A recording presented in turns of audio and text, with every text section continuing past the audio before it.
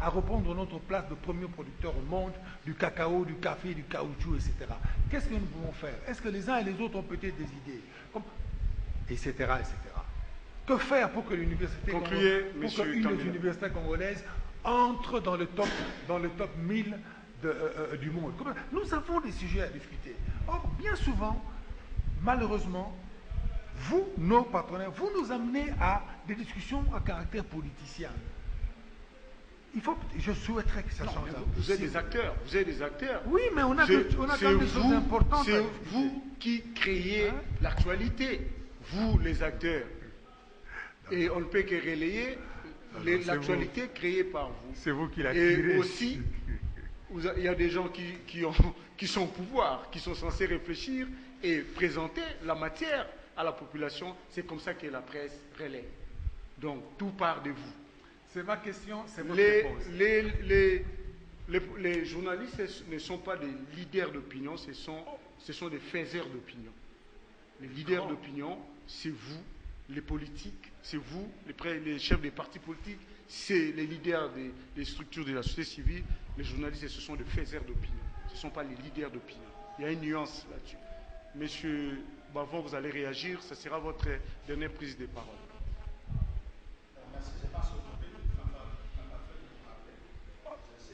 Je ne vous ai jamais interdit de parler. Ici, je suis en face des réalités. Je suis président du Forum de réflexion et relations internationales. Et lorsque j'ai pris une certaine position, c'est par rapport à ça aussi. Des fois, ça contredit les dogmes de l'opposition que je suis en train de mener sur le terrain.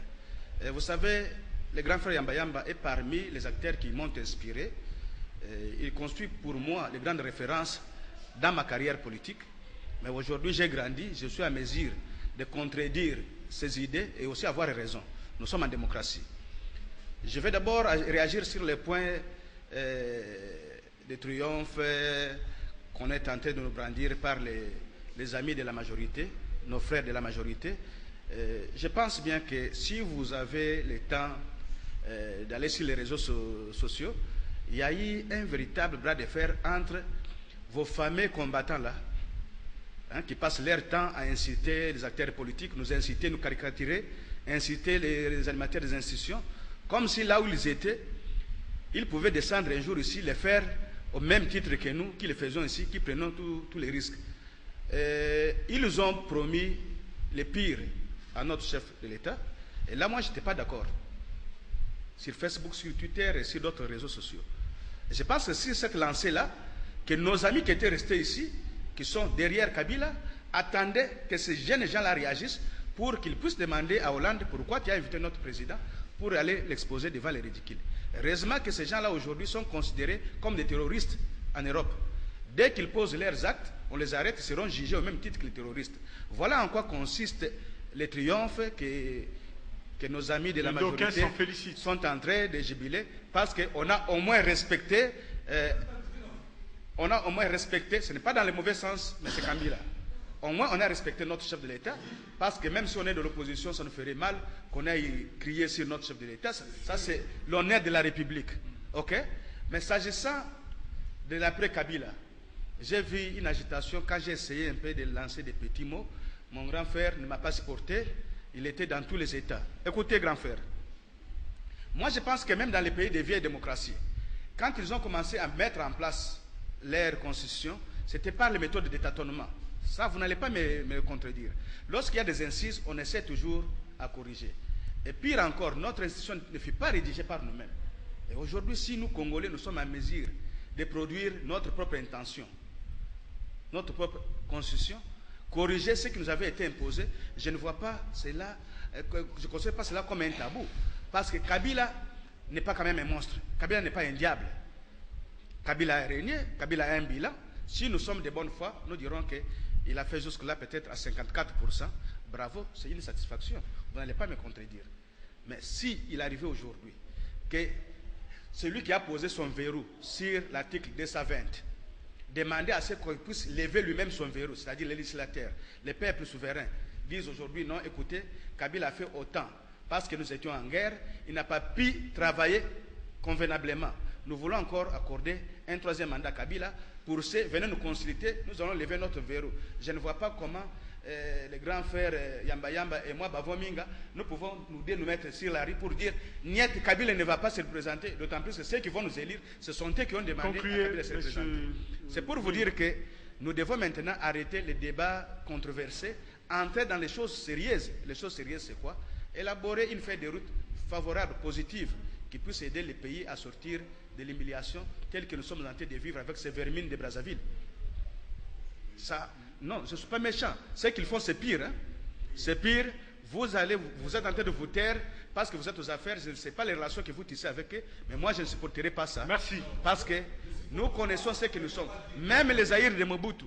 Parce que je sais que les premières voitures de luxe que leur président était en train de conduire, ça partait de Kinshasa. Et c'était acheté sur les fonds propres du trésor des Congolais. Je ne vois pas pourquoi aujourd'hui ils peuvent cracher sur notre visage. Merci. Là, je suis vraiment déçu. D'accord. C'est la société civile qui va conclure le débat d'aujourd'hui. Monsieur Yamba Yamba, vous avez la parole pour votre dernière prise de parole. Merci beaucoup. Je voudrais rassurer à mon frère et bien-aimé Bavon que je n'ai jamais été dans les États, mais on s'exprime. Peut-être qu'à des moments on peut changer de ton, bon, ça n'est pas pour autant qu'on est dans les États. Ce que je voudrais dire et insister, c'est que la constitution de notre pays, contrairement à ce que d'aucuns pensent, a été véritablement rédigée à l'extérieur. Mais cette constitution, c'est une mouture. C'est une mouture de la constitution. On appelle ça un avant-projet. C'est même pas un avant-projet, c'est une mouture qui devrait devenir un avant-projet lorsqu'il arriverait au niveau de l'Assemblée. Et cela a été réalisé par un cabinet. Je connais beaucoup de mes professeurs, ont dit participer à cela.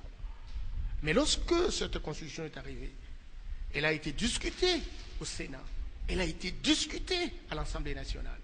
Et si l'élite politique avait des choses à changer ou à revisiter, elle aurait pu le faire. C'est comme ça que vous avez vu, en 2005, lorsqu'il fallait procéder au référendum, il était très clair, il y a une partie de la population, et notamment l'opposition extra-parlementaire, qui n'était pas d'accord avec cette constitution. Et le langage à l'époque, c'était de dire la constitution est parfaite. La constitution est parfaite. Et pourtant, la constitution n'était pas parfaite. Deuxième chose, maintenant que le président de la République nous a rassuré que la constitution était parfaite et qu'on ne pouvait pas toucher à la constitution, même si effectivement il y a des choses qu'il fallait adapter par rapport aux évolutions. Mais il nous avait rassuré en 2010. Et en 2011, en janvier, on a changé. Et vous savez de quelle manière on a changé? Une chose, c'est aussi avoir le pouvoir, mais une autre chose aussi, c'est jouer sur sa propre dignité. Vous savez, beaucoup de lois, avant de passer au Parlement, ça prend combien de temps? Et quelle était la vitesse, véritablement, pour que cette constitution soit changée en janvier 2011? C'est ça. Et puis, je dis ceci, monsieur le conseiller, s'il y avait des choses à changer à l'époque, même maintenant qu'on a changé un certain nombre de dispositions, pourquoi on n'en a pas profité au maximum pour enlever les différents états? Pourquoi on devrait entendre 3 ans après pour qu'on parle d'un certain nombre de choses? Et parfois des choses insolites. On vous dit qu'il faut des élections indirectes. Si l'on suit une des hypothèses de la CNI qui visiblement travaille, on sait quand on les fait. Une élection à suffrage indirect. Un suffrage indirect en président de la République, suffrage indirect au niveau des députés provinciaux. Non, mais ce n'est pas sérieux ça. Les constituants, ceux qui étaient en Seine-City, savaient ces difficultés-là. Et on l'a vu avec l'élection des gouverneurs. On l'a vu avec l'élection des sénateurs, etc. C'est la bouillardise.